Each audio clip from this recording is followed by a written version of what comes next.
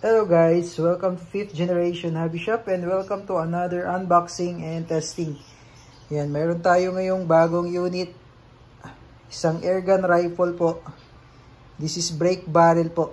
Okay, brake barrel. Shoutout po pala natin si Sir Jerome ng Valenzuela. Yan. Sir, welcome to 5th generation hobby shop. Salamat po sa patuloy na panonood sa aming YouTube channel. Ayan. So, balik po tayo sa unit. Ito po ay made in Germany po by Umarex. Ayan. Okay, original made in Germany. Ang model po niya is the Hammerly Hunter Force 750 combo. Ayan. This is brake barrel po. Spring piston powered. Yeah, unlike dun sa ating Crossman, 'di ba, nitro piston 'yon, yung mga Crossman airguns natin. Okay, this one is the Umarex Hammerly Hunter Force. It's powered by spring piston. Okay, spring piston. Yan, brake barrel. So hindi na po kailangan dito ng hangin. So i-brake nyo lang po, brake barrel siya. Mamaya po i-demonstrate ko po kung paano siya gumagana. Okay, dito po muna tayo sa specs. Okay? Yun, brake barrel siya. As you can see sa demonstration, sa picture. Yan. So, babalikin mo siya. Yan. Okay, mamaya i-demonstrate po natin yan. Tapos, naka-rifled steel barrel po siya. Barrel. No, naka-rifling. So, makikita nyo po niyan. Yung pinaka-barrel niya, meron siyang groove. May rifling. Rifled barrel po siya. Okay. And then, yung sight niya sa rear, adjustable po yan. Ayan, na-adjust siya.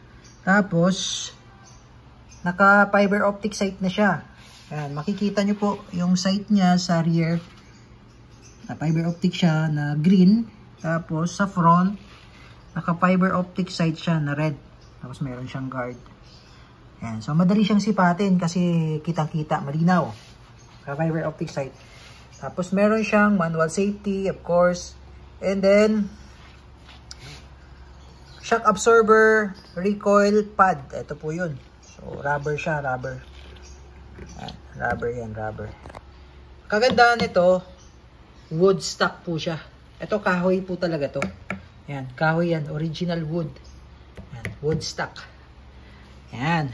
So, yan yung specs niya. And then, meron siyang kasamang scope by Hammerly 4x32. Kasama na po ito sa package, out of the box. Kasama na po ito sa package. So, hindi po siya pwedeng tanggalin kasi out of the box kasama na yung scope. Yeah. So, ito yung owner's manual niya.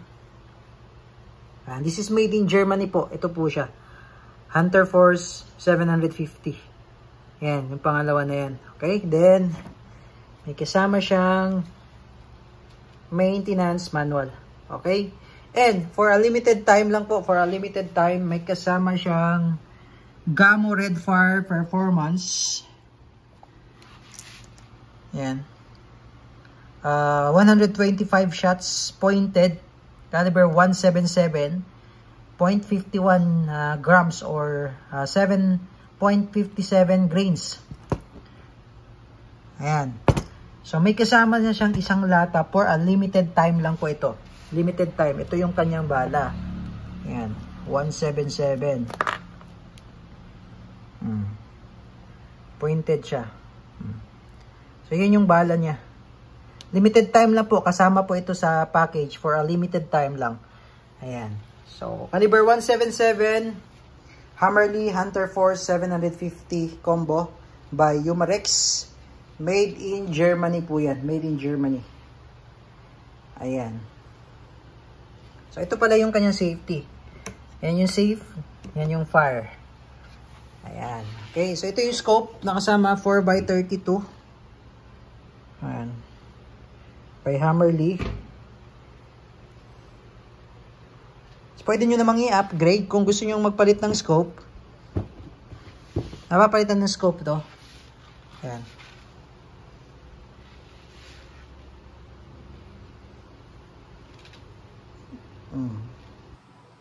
Okay, so ayan po.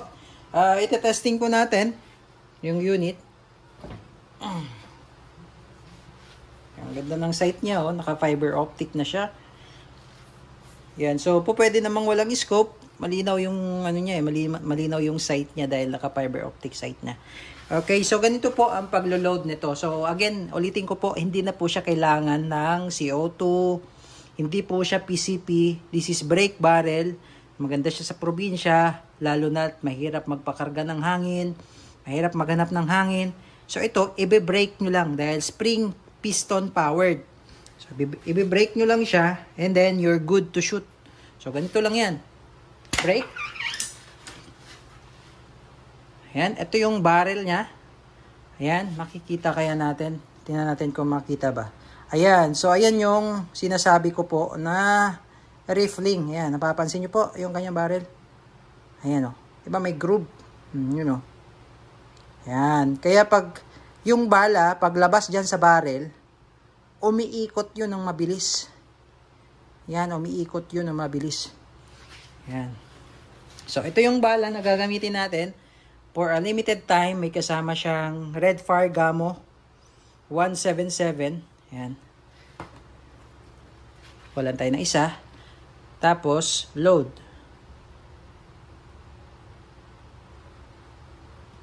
Okay, so single shot po siya. So, kada bale, load. Tapos, balik. Putok. Then, after yung pumutok, bali ulit, load. Balik, then putok. So, single shot po siya every break. Every break is equal to single shot. Okay? Yan. So, ganun po siya gumagana. Hindi na po kailangan ng hangin, hindi na kailangan ng CO2, hindi na kinakargahan. Okay? Spring piston powered. Maganda siya sa probinsya dahil baril ka na lang ng baril.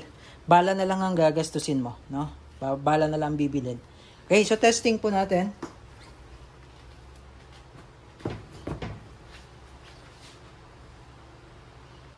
Okay, testing. So, bali tinanggal ko muna yung scope kasi hindi pa siya naka-zero. So, gagamitin natin yung sight niya, fiber optic sight. Ayan. Ganda naman siya dahil malinaw. Okay. O, testing.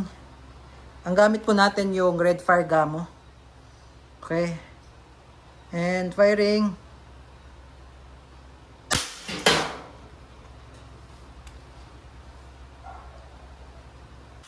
Ayan, so ito yung damage. Butas yung layer, first layer. Pero hindi siya tumagos. Ayan. Ang kagandahan dito sa Hammerly, pwede tayong gumamit ng slug.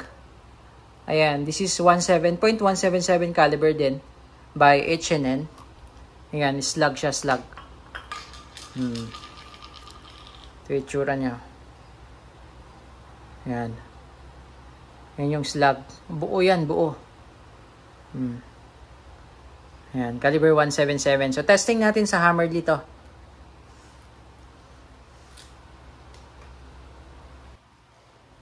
Okay, to shoot again, babaliin nyo lang din ulit, no?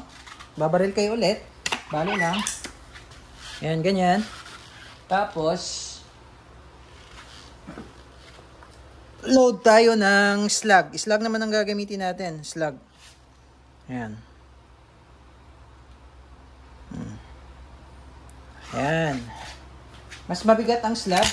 Subukan natin sa lata naman ng sardinas. 555 kanina lata ng ano yan eh. Degreasing. Okay. And firing.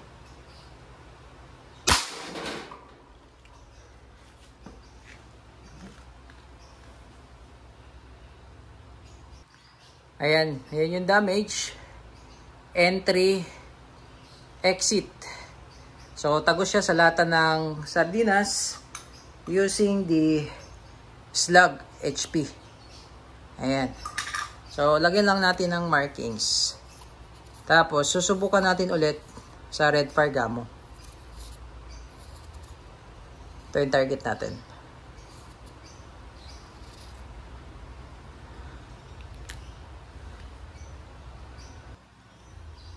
Okay, so bali lang ulit.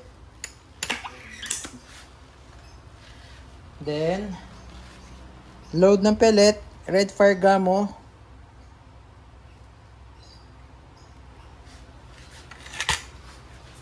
balik, and then firing.